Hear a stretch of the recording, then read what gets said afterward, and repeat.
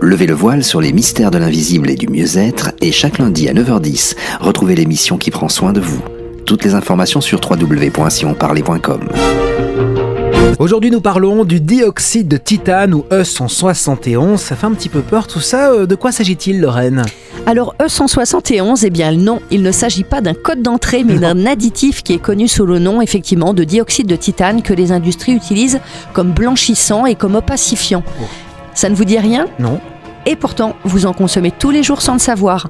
Le dioxyde de titane est très utilisé déjà dans la fabrication de peinture, de la papeterie, du plastique, de la céramique, mais il est également largement utilisé dans la fabrication de produits alimentaires, dans les cosmétiques et dans les produits pharmaceutiques. D'une façon générale, vous le retrouvez dans tous les produits blancs.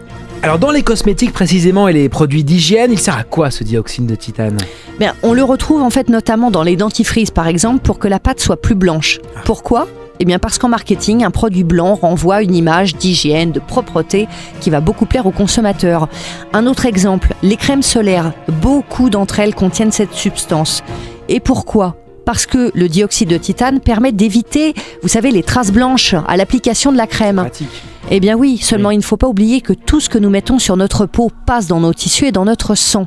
C'est pourquoi il est particulièrement important de ne pas utiliser une crème solaire qui contienne du dioxyde de titane, surtout pour les enfants en bas âge, parce qu'on le sait, ils sont particulièrement sensibles. Alors est-ce que ça veut dire que cette consommation de dioxyde de titane est néfaste pour notre santé, Lorraine ?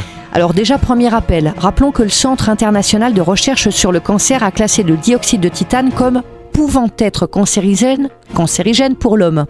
Il y a également une étude franco-suisse qui a démontré que cette substance avait un fort pouvoir inflammatoire sur les poumons et puis le péritoine, cette fameuse membrane qui entoure notre appareil digestif. Le problème réside surtout dans le fait qu'il est utilisé le plus souvent sous la forme de nanoparticules, donc des éléments qui sont de la taille à peu près d'un virus, si petits qu'ils passent et peuvent venir s'accumuler absolument partout dans notre corps et notamment au niveau du cerveau. Alors je dis s'accumuler parce que notre organisme ne parvient pas à les éliminer. C'est donc parce que nous accumulons ces nanoparticules présentes dans des quantités infiniment faibles, mais présentes dans un nombre très important de produits qu'il peut effectivement y avoir un impact sur notre santé et c'est notamment le cas avec le dioxyde de titane. Alors dans l'alimentation par exemple, dans quels produits on peut les retrouver ?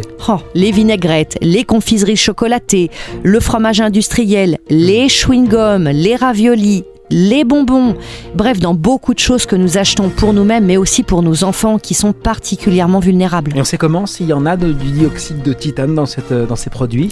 Alors pour les additifs, les fabricants n'ont pas l'obligation de spécifier les quantités apportées dans les ingrédients. Par contre, ils doivent les mentionner.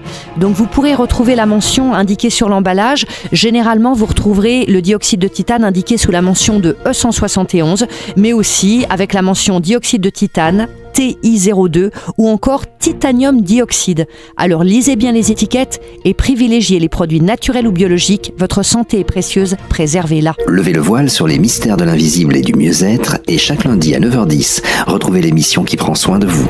Toutes les informations sur www.sionparler.com.